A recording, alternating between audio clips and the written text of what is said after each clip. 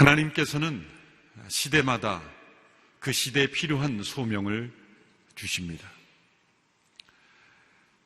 한국교회에 주셨던 많은 시대적 소명들이 있습니다. 하나님을 예배하고 말씀을 배우고 하나님의 자녀로 살아가는 것, 그러한 일반적 소명 외에 특별한 소명, 그 역사적 상황 속에 주시는 소명들이 있었죠. 일제시대에는 신사참배에 항거하는 것 시대적 소명이었습니다. 공산주의를 배격하고 자유민주주의를 이끌어가는 것이 시대적 소명이었습니다. 시대마다 헛된 우상들을 내려놓고 하나님의 질서를 회복하는 그것이 한국교회의 소명이었습니다. 오늘 이 시대에 주어진 한국교회의 소명은 무엇이겠습니까? 우리 온누리교회에 주신 하나님의 시대적 소명은 무엇이겠습니까? 하나님의 소명은 단순히 잘 살게 되는 것 아닙니다. 잘 살건 못 살건 그것은 우리의 상황과 상관없이 주어지는 하나님의 소명입니다. 그 하나님의 소명은 형태와 내용은 다를지라도 동일한 원리가 그 안에 숨어 있습니다. 성경 말씀을 통해서 어느 시대에 살건 오고 오는 시대에 그 시대에 필요한 소명을 발견할 수 있는 까닭은 그 원리가 동일하기 때문입니다. 그것은 하나님의 성품을 닮은 하나님의 백성답게 사는 것, 하나님의 성품을 쫓아 살아갈 때 그 시대에 필요한 상황에 맞는 그 소명을 이룰 수 있게 되는 것이기 때문입니다. 창세기에서 하나님이 이스라엘 백성들을 택하시고 그들과 약속을 맺으셨습니다. 내가 너희와 함께 약속하였으니 너희도 약속을 지키라. 그런 소명을 주셨어요. 출애굽기에서 내가 너희를 선택하였으니 너희도 나를 선택하라. 소명을 주셨어요. 레위기에서는 내가 거룩하니 너희도 거룩하라. 민수기에서는 내가 너희와 동행하니 너희도 나만 따르고 의지하라. 신명기에서는 내가 너희를 사랑하니 너희도 나를 사랑하고 이웃을 사랑하라. 너희도 사랑하라. 라는 소명을 주셨습니다. 신명기의 전체 말씀을 통해서 나는 사랑이니 너희도 사랑으로 살아라. 그 사랑으로 살 때 그 시대에 주어지는 소명의 형태는 다르지만 원리는 같은 것이죠. 오늘 우리가 함께 읽은 신명기 10장 17절 18절의 말씀에 우리 하나님을 어떻게 소개하는지를 보십시오. 그리고 그 하나님의 자녀들에게 주신 소명이 무엇인지를 우리는 발견할 수 있습니다. 17절 18절의 말씀을 다시 한번 읽겠습니다. 시작. 너희 하나님 여호와는 신의 신이시며 주의 주시며 위대한 하나님이시며 강력하고 두려운 하나님이시다. 그분은 사람을 겉모양으로 보지 않으시고 뇌물을 받지 않으시는 분이다. 그분은 고아와 과부의 사정을 변호하시고 이방 사람들에게 먹을 것과 입을 것을 주시며 사랑하시는 분이시다. 신의 신, 주의 주, 이것은 히브리어로 최상급의 표현입니다. 가장 위대하시고 가장 강력하시고 그리고 크고 두려우신 그 하나님께서 가장 큰 관심을 가지고 계신 것이 무엇이냐? 그분은, 공의로우신 그분은 바로 고아와 과부를 그리고 이방 사람들, 나그네를 사랑하시는 분입니다. 사람은 힘이 있으면 자기를 위해서 쓰고 싶은 욕망이 생기는 거죠. 그래서 한 목사님께서 아주 오래전에 젊으셨을 때 쓴 칼럼집 제목이 있죠. 힘은 있을 때 조심해야 합니다. 하나님은 그 강력한 힘으로, 능력으로, 위대하신 하나님의 그 권능으로 행하시는 일이 무엇인가? 사랑을 행하시는 분이에요. 지극히 연약한 자, 누군가의 도움이 없으면 살아갈 수 없는 그런 지극한 필요 속에 있는 영혼들을 사랑하시는 일, 그것이 위대하신 하나님께서 행하시는 일이에요. 고아와 과부, 나그네들을 사랑하시는 하나님, 그 하나님이 우리 아버지 하나님이기에 우리에게 주어진 소명은 그분을 따라 행하는 것이고 그분을 닮아 행하는 것이고 그분이 사랑하시는 대상을 사랑하는 것이고 그분께서 관심을 가지시는 일에 우리도 관심을 가지는 일, 이것이 시대적 소명인 것입니다. 시편 146편 9절에도 여호와는 나그네들을 보호하시며 고아 과부를 붙들어 주십니다. 그러나 악인들의 길은 좌절시키십니다. 하나님을 사랑한다면 하나님께 사랑하시는 그 대상에 우리가 관심을 가지고 그들을 사랑하는 것, 그것이 이 시대의 소명입니다. 특별히 이 말씀 가운데 제일 마지막 사랑의 대상인 이방 사람들, 그것을 개역개정에서는 나그네라 했죠. 이 나그네라는 단어가 우리말로 더 정감이 있어서 저는 이 나그네라는 단어를 사용하고자 합니다. 우리가 살고 있는 이 세상에는 세 종류의 나그네가 있습니다. 첫째 나그네는 고향을 빼앗긴 나그네입니다. 고향을 빼앗긴 나그네.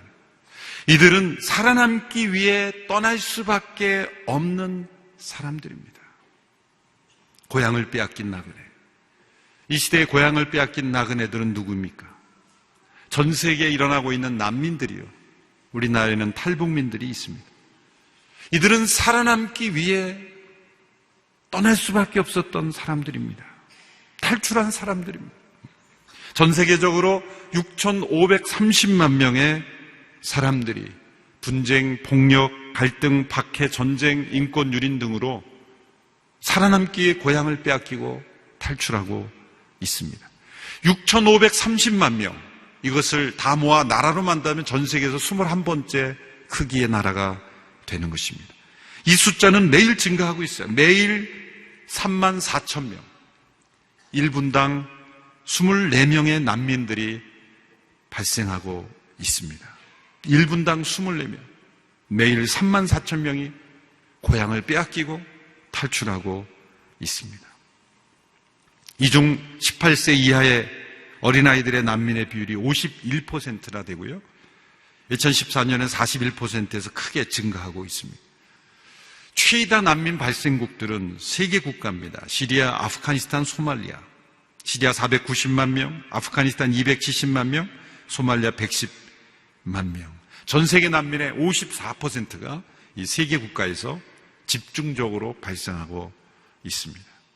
이들을 수용하는 나라들을 보면 터키가 가장 많이 250만 명을 수용하고, 요르단, 파키스탄, 레바논, 남아공, 우간다, 차드, 에티오피아, 전 세계 GDP의 1.9%에 불과한 저소득 국가들이 전체 난민의 절반 이상을 받아들였습니다. 이와 대조적으로 가장 부유한 6개국은 6% 이하만 수용하고 있다는 거예요. 하나님의 시각으로 보면 가장 본인들도 살기 어려운 차드나 이런 나라들은 본인들도 살기 어려운 나라예요. 근데 수많은 난민들을 수용해주고 있어요. 그러니까 전 세계에 수용 능력이 있는 부유한 나라들은 6% 이하만 수용하고 있다. 하나님께서 보실 때 이런 나라들을 어떻게 보고 계실까? 그 시각으로 우리가 바라볼 수 있어야 된다는 거예요. 이러한 난민들을 하나님의 마음을 품고 사랑하는 것은 이 시대에 지구촌에 사는 하나님의 자녀들의 소명입니다.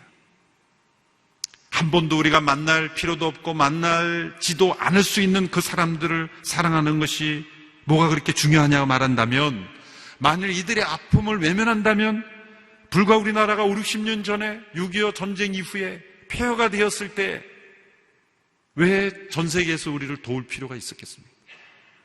우리는 6.25 직후에 우리나라가 폐허가 되었을 때 우리나라를 도왔던 그 도움이 하나님의 사랑의 손길이라는 겸손한 고백을 할 수 있어야 돼요. 전 세계 수많은 6,350만 명의 수많은 난민을 우리가 사랑하는 일에 참여하지 않는다면 우리는 지극히 하나님의 은혜를 잊어버린 자가 되는 것이죠. 저희 온누리교회 선교사역을 통해 난민 사역을 행하고 있습니다. 시리아 난민, 요르단과 레바논에 캠프가 2개 이루어져 있어요. 우리 선교사님들이 그 캠프에서 그 난민들을 보호하고, 이 난민 캠프가 굉장히 효율적이죠. 마음이 열립니다. 그 본국에서는 그 법 때문에 할 수 없는 것들이, 요르단이나 레바논은 굉장히 종교에 대해서 관대하고요. 최근에 요르단 대사가 저희 교회에 찾아오셔서 제가 뵌 적이 있어요. 깜짝 놀랐습니다. 요르단 대사가 교회의 목사를 찾아갔다. 그래서 난민 문제에 대해서 함께 대화를 나눴습니다. 우리는 환영한다. 우리 요르단은 타종교에 대해서 관대하다. 그래서 난민들을 수용하는 이 일에 교회가 함께 도왔으면 좋겠다. 그래서 요르단에 캠프를 만들어 놓고 거기에서 사랑을 해주고 교육도 해주고 그리고 선교할 수 있는 거예요. 우리가 직접 시리아에서 만약 복음을 전한다면 무슨 일이 생길지 알지 못합니다. 그런데 시리아 난민들이 요르단에 와 있기 때문에 그 캠프 안에서는 요르단의 법에 적용을 받고 그나마 우리가 자유롭게 선교사들이 활동할 수 있는 기회가 된다는 거예요. 이것은 하나님의 역사가 아니고 무엇이겠습니까? 남수단 난민에서도 난민 사역도 우간다에서 이루어지고 있습니다. 우리 오늘의 엠미션에도 우리나라의 난민들을 섬기는 사역을 하고 있습니다. 우리나라에는 고향을 빼앗긴 많은 탈북민 나그네들이 있습니다. 인권 단합과 자유를 찾아 탈북한 많은 분들, 이들을 사랑하는 것이 시대적 소명입니다. 국내 탈북민들은 3만 5명입니다. 작년 11월 13일에 통일부 발표입니다. 2001년도에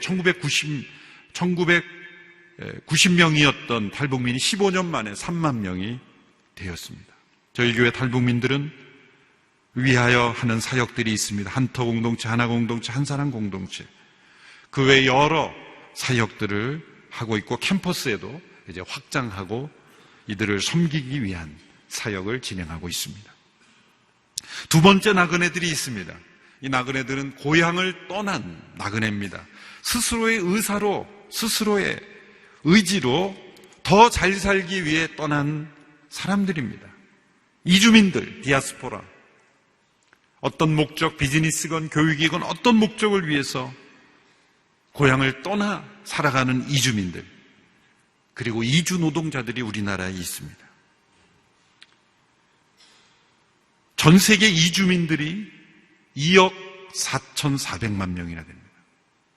2억 4,400만 명들이 서로 이렇게 다른 나라, 고향을 떠나 어떤 목적이든지 다른 목적으로, 여러 가지 다양한 목적으로 살아가는 거예요. 그런데 이것이 급증하고 있습니다. 증가 추세를 보면 2000년도에는 1억 7,300만 명이었던 이주민들이 2015년, 15년 만에 2억 4,400만 명이 되었습니다. 수많은 이주민들이 전 세계적으로 서로 흩어지고 있다는 것이죠. 왜 이런 일이 일어날까? 하나님께서 이 시대에 전 세계를 복음화하기 위해서 물론 선교사님들을 파송합니다. 그러나 선교사님들이 2억 4,400만 명이 파송될 수 있겠습니까? 지금은 국경 없는 세상이 되어버렸어요. 이주민들을 통하여 하나님께서 행하고 계시는 거예요. 한 민족이 다른 민족과 자발적으로 섞임으로써 일어나는 이 변화에 대해서 교회가 선교적으로 응답해야 된다. 세계적 선교운동인 로잔운동의 케이프타운 서약에 보면 이러한 시대의 이주 현상에 대하여 이것은 하나님의 주권적인 선교적인 목적이 있다. 그래서 이 이주 현상을 통해서 우리는 선교적 기회를 전략을 수립하고 선교적 응답을 할 수 있어야 된다. 그 안에서 우리 하나님의 손길을 발견해야 된다. 이 이주 현상에 대해서 부정적으로 배타적으로 반응하게 되면 선교적 기회를 잃어버릴 뿐만 아니라 이 이주를 통한 하나님의 손길을 발견하지 못하는 거죠. 대표적인 것이 지금 유럽에서 일어나고 있는 현상들이 아니겠습니까? 유럽에 수많은 이주민들이 있고 이주 노동자들이 왔을 때 사실 유럽 사람들이 처음에는 노동력이 필요해서 출산율이 저하하기 때문에 경제를 유지하기 위해서 노동력을 위해서 받아들였어요. 그것이 목적이었어요. 이주민들을 받아들인 목적이 우리가 더 편하게 살기 위해서 받아들인 거예요. 우리 경제 규모를 유지하기 위해서 받아들인 거예요. 그런데 그것이 그 목적으로 끝난다면 심각한 사회 문제가 일어나요. 결국은 영국의 브렉시트를 선언했죠. 왜 그렇습니까? 우리 일자리 다 뺏어간다는 거예요. 보기 싫다는 거예요. 근데 그것을 적극적으로 사회가, 교회가 선교적 기회로 맞이하면서 하나님의 손길을 발견하면서 그들을 변화시키고 그들을 복음화하고 그들을 하나님의 사랑으로 변화시킨다면 오히려 유럽은 더 멋진 대륙이 될 수도 있었어요. 그런데 그러한 현상이 지금 우리나라에 들어오고 있어요. 우리나라 이주에 들어오는 많은 이주민들이 있습니다. 국내 거주 이주민 현황을 보십시오.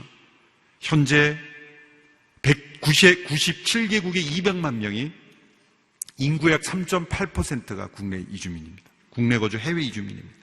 증가 추세를 보십시오. 2008년도에는 100만 명이었어요. 그런데 그것이 1948년부터 60년 동안 증가한 인원이 100만 명인데 지난 8년 동안 증가한 인원이 100만 명입니다. 60년 동안 증가한 인원과 동일한 숫자가 지난 8년간 증가했고 앞으로 5년간 100만 명이 또 증가할 추정이다. 그러면 2021년도에는 300만 명의 외국인 이주 노동자 우리나라에 함께 살게 되는 거예요. 우리가 어떻게 반응해야 되겠습니까? 우리는 단일 민족이야 라는 의식에만 사로잡혀 있으면 심각한 배타주의에 빠지게 되고 그 긍지는 매우 소중한 것이지만 그 긍지가 교만이 되고 배타주의가 되면 하나님의 마음을 잃어버리게 될 뿐만 아니라 심각한 사회현상이 문제가 일어나요.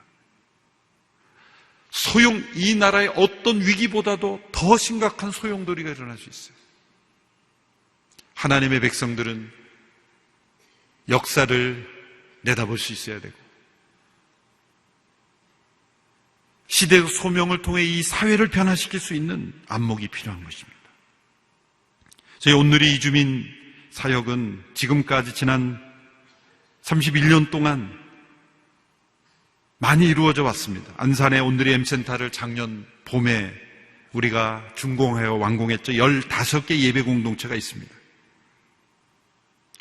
러시아, 몽골, 스리랑카, 필리핀, 캄보디아, 네팔, 미얀마, 태국, 베트남, 중국 이러한 나라 그 외에도 지금 우즈벡, 인도네시아, 파키스탄 공동체를 준비하고 있죠. 서빙고와 각 캠퍼스에서 10개 공동체가 지금 이주민 공동체가 있습니다. 이들을 우리가 대할 때 사역의 대상으로 보면 안 되고 온누리 성도로 맞이해야 되는 거예요. 제가 이런 관점으로 올 때 회개했어요. 온누리 교적을 부여하거나 우리 온누리 성도라고 생각하지 않았어요. 그저 긍휼의 대상이라고 생각했지 이 땅에 계속해서 살아가는 물론 그들 가운데 떠난 사람도 있고 정착한 사람도 있지만 과연 우리는 그들을 온누리교회 한 성도로 맞이하고 있는가? 그저 피부색이 다르고 언어가 통하고 피부색이 같고 언어가 통하고 문화가 같은 우리들끼리의 교회를 우리가 꿈꾼다면 온누리교회가 아니라는 거죠. 그 이름에 주신 하나님의 소명 그것은 이 시대에 우리나라의 많은 이주민들을 가장 많이 품고 사랑하고 그들이 변화되는 일에 쓰임받는 교회가 온누리교회가 된다면 온누리교회는 시대적 소명을 감당할 수 있다고 생각해요. 저는 개인적으로 이런 다짐을 해봤어요. 우리 한국인들이 온누리교회에 증가하는 율보다 이 이주민들이 증가하는 등록인이 더 많았으면 좋겠다.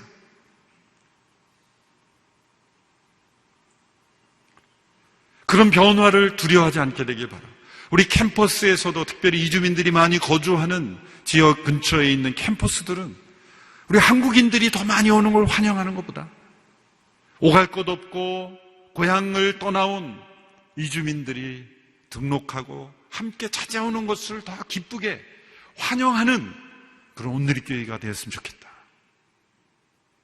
또 다른 30년이 지났을 때 외국 이주자들이 300만이 되고 400만이 되고 그 숫자가 불어날 때 이것은 반드시 그렇게 될 수밖에 없어요. 우리나라도 유럽보다 더 심각한 인구 절벽의 시대. TV에는 연일 뉴스에는 쏟아집니다. 인구 감소, 출산율 저하, 인구 절벽 시대. 정부가 지난 10년 동안 100조 원을 쏟아부었는데 아무런 변화가 없어요. 돈으로 해결될 수 있는 문제가 아니에요. 전 세계적인 현상 속에 우리나라가 어떻게 할 것인가? 이주민들이 들어올 수밖에 없어요. 여러 가지 이유로. 그럴 때 우리가 배타적으로 나간다면 매우 심각한 문제가 일어날 것입니다. 우리나라 사람들도 전 세계에 흩어 이주민이 있죠. 전 세계 디아스포라 700만 명이 넘는 우리 한인 디아스포라들이 있어요. 여러 가지 이유로 흩어졌을 겁니다. 그런데 그들을 통해 하나님께서 놀라운 일들을 이루고 있어요. 전 세계에 정말 필요한 선교지에서 사역하고 있는 우리 1.5세 2세들이 얼마나 많은지 모릅니다. 하나님께서 왜 한인 디아스포라를 이렇게 많이 전 세계에 흩으셨을까? 그 중에 하나의 해석이 이겁니다. 하나님이 이 시대에 바울을 세우고 계신 거예요. 바울이 헬라 문화권, 유대 문화권, 이중 언어권이 있었기 때문에 문화 적응력도 뛰어나고 그 언어적 능력을 통해 문화적 능력을 통해 전 세계의 복음을 전할 수 있었죠. 하나님 이 시대에 또 다른 바울을 세우고 계시는 거예요. 그래서 신약 시대에 바울만이 아니라 김바울, 백바울, 최바울, 이바울 수많은 바울들을 지금 세우고 계세요. 놀라울 정도로 우리 한인 디아스포라들을 세우고 계세요. 여기 하나님의 놀라운 우리 한민족을 향한 시대적 소명이 있는 거예요.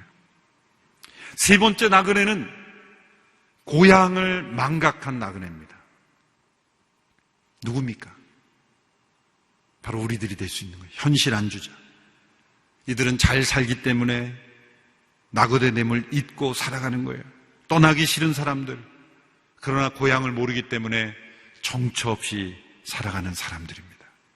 돌아갈 고향이 있는 나그네라는 것을 망각하고 이 세상에 안주하며 살아가는 사람들입니다.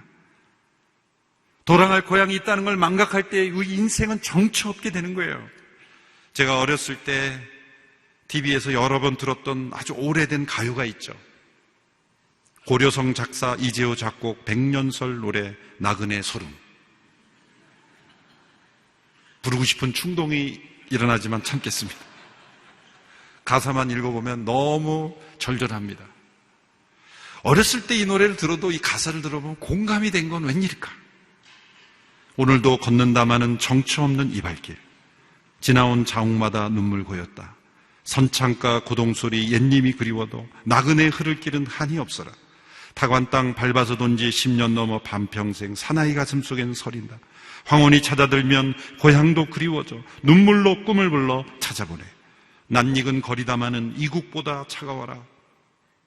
가야 할 지평선엔 태양도 없이 새벽별 찬소리가 뼈골에 스미는데 어디로 흘러가랴 흘러갈 수냐. 참 옛 노래들은 철학이 나름대로 있어요. 이 가사 속에 보면 낯익은 거리인데도 이국보다 더 차갑다는 거예요. 정처 없는 인생. 그 나그네의 소름을 잘 노래했죠.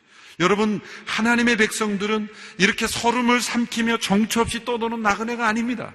왜 낯익은 그런 거리가 이국보다 차갑습니까? 우리가 돌아갈 고향이 있다는 걸 망각했기 때문이에요. 하나님의 백성들은 이 땅이 고향이 아니라 우리에게 주어진 고향이 있기에 우리는 나그네로 이 땅을 살아가는 여행객입니다. 하나님의 백성들을 성경에서는 나그네된 거류민이다 이렇게 표현합니다. 레지던트 에일리언스. 레지던트 에일리언스, 나그네된 거류민이라는 것은 법률상 주거가 가능한 사람들이지만 시민권 없는 신분이에요. 여러분, 저는 예전에는 이 땅에도 시민권 있고 하늘에도 시민권 이렇게 생각했는데 그게 아니더라. 우리는 이 땅에 시민권이 없어요. 우리가 이 땅에 가지고 있는 국적, 시민권, 거주 권한은 다 나그네로서 가지는 레지던트 에일리언스, 나그네된 거류민으로 갖고 있는 일시 체류증일 뿐인 거예요. 우리의 시민권은 오직 하늘에 있다. 빌립보서 3장 20절의 말씀 우리 같이 읽어볼까요? 함께 읽겠습니다. 시작. 그러나 우리의 시민권은 하늘에 있는지라 거기로부터 구원하는 자 곧 주 예수 그리스도를 기다리노니. 우리의 시민권은 하늘에 있습니다. 신명기 10장 19절의 말씀을 우리 같이 읽습니다. 시작. 그러니 너희는 이방 사람들을 사랑해야 한다. 이는 너희 자신도 이집트에서 이방 사람들이었기 때문이다. 우리가 이 시대의 나그네들을 사랑해야 되는 이유는 우리도 동일한 나그네이기 때문입니다. 아담의 후손 가인이 아벨을 죽인 이후에 동쪽, 에덴 동쪽으로 떠나 거기에 성을 쌓았다 그랬어요. 타락한 후손, 노아의 후손들도 성을 쌓았어요. 바벨 성을 쌓았어요. 왜 이 타락한 자들이 성을 쌓을까? 오늘 우리 시대는 이 성을 쌓는 것이 익숙해서 그 해석이 실감 있게 안 옵니다. 그러나 그 시대의 관점에서 볼 때 하나님께서 주신 지상명령, 너는 땅을 정복하고 땅에 충만하라는 그 명령에 보면은 성을 쌓는 것은 아주 잘못된 일이었어요. 왜 그렇습니까? 땅에 충만해야 될 때, 땅을 정복하고 퍼져나가야 될 때 그들은 나그네 됨을 거부하고 안착하기를 원했다는 거예요. 성을 쌓았다는 것은 나그네 인생을 살 때 하나님께서 보호하시고 그들을 통해 역사하시는 것을 거절하고 하나님의 도움으로 보호를 의지하는 대신 자기 힘으로 자신을 보호하려고 한 거예요. 그래서 가인이 성을 쌓고 노아의 후손들이 바벨에서 성을 쌓는 것을 하나님께서 흩으신 거죠. 바벨의 성을 흩으신 거예요. 왜 흩으셨어요? 흩어져라. 너희는 나그네로 이 땅을 살아라. 성을 쌓게 되면 우리는 성을 의지해요. 그러나 우리가 나그네 삶을 살 때 우리는 하나님을 의지하게 되는 것이죠. 창세기 47장 9절에서 야곱이 바로에게 이런 고백을 했습니다. 야곱이 바로에게 이르되 내 나그네 길의 세월이 130년이니이다. 내 나이가 얼마 못 되니 우리 조상의 나그네 길에 연주에 미치지 못하나 험악한 세월을 보내었다. 하나님께서 아브라함을 갈대아 우르에서 떠나 가나안 땅으로 향하게 함으로 나그네가 되게 하셨죠. 그러므로 유랑민족이 되게 하신 거예요. 왜 그렇습니까? 우리의 인생의 본질이 나그네라는 걸 깨닫게 하시기 위해서. 그래서 구약의 율법에 보면 레위기 말씀에 보면 토지를 영영이 못 팔게 했어요. 25장 23절의 말씀 보십시오. 레위기 25장 23절에 보면 토지를 영구히 팔지 말 것은 토지는 다 내 것임이니라. 너희는 거류민이여 동거하는 자로서 나와 함께 있느니라. 너희는 이 땅에 나그네로 살아가기에 토지는 다 하나님의 것임을 인정해라는 거예요. 다윗도 역대상 29장에서 이런 고백을 했죠. 우리 같이 읽어볼까요? 시작. 우리는 우리 조상들과 같이 주님 앞에서 이방 나그네와 거류민들이라. 세상에 있는 날이 그림자 같아서 희망이 없느니라. 세상에 있는 날이 그림자 같다는 것을 깨달아야 합니다. 우리가 이 땅에서 좋게 살건 힘들게 살건 우리에게 돌아갈 고향이 있다면 우리는 아무리 힘들어도 이겨낼 수 있어요. 아무리 좋아도 안주하지 않을 수 있어요. 좋은 곳을 다 여행하고 돌아와서 하는 말이 무슨 말입니까? 아주 좋은 곳을 돌아다니며 여행하고 나서 하는 말이, 집에 와서 하는 말이 그래도 역시 집이 최고야. 아무리 힘든 곳을 여행해도 견딜 수 있는 것은 돌아갈 고향이 있기 때문이에요. 그러므로 우리가 나그네 된 이 여정을 하나님을 의지하며 살아갈 때 이 땅에 나그네 된 자들을 사랑하며 살아가는 것, 이것이 하나님께서 우리에게 주신 소명입니다. 베드로전서 2장 11절 12절 2장 11절 12절 우리 같이 한 목소리로 함께 읽겠습니다. 시작. 사랑하는 자들아, 거류민과 나그네 같은 너희를 권하노니 영혼을 거슬러 싸우는 육체의 정욕을 제어하라. 너희가 이방인 중에서 행실을 선하게 가져 너희를 악행한다고 비방하는 자들로 하여금 너희 선한 일을 보고 오시는 날에 하나님께 영광을 돌리게 하려 함이라. 주님께서 마지막 날에 우리를 심판하실 때 기준 한 가지가 무엇이었습니까? 마태복음 25장에 보면 너희가 주의 우편에 서 있는 자들을 향하여 축복하시면서 너희가 내가 나그네 되었을 때 나를 먹이고 재우고 입혔다. 우리가 언제 주님을 입혔습니까? 이 땅에 있는 자에게 지극히 작은 자에게 한 것이 곧 나에게 한 것이라. 좌편에 있는 자들에게 저주하실 때 내가 나그네 됐을 때 내가 나를 먹이지 않고 입히지 않았다. 주님, 언제 우리가 주님을 먹이고 입히지 않았습니까? 이 땅에 있는 지극히 작은 자에게 하지 않은 것이 나에게 하지 않은 것이다. 이 땅에 있는 수많은 나그네들을 우리가 이 땅의 나그네 대음을 기억하고 그들을 사랑하고 축복하는 우리 이 땅의 이 시대의 선교적 소명 중에 가장 중요한 선교적 소명 중에 하나가 이 나그네들을 사랑하는 거예요. 이주민들을 변화시키는 거예요. 그들을 다시 파송하고 그들을 변화시키는 거예요. 난민들을 사랑하는 거예요. 그것이 주님을 사랑하는 것입니다. 기도하겠습니다. 하나님 아버지, 이 시대에 하나님의 백성들에게 주신 소명 앞에 순종하는 우리 모두가 되게 하여 주시옵소서. 예수님의 이름으로 기도합나이다. 아멘. 함께 영상을 보시겠습니다.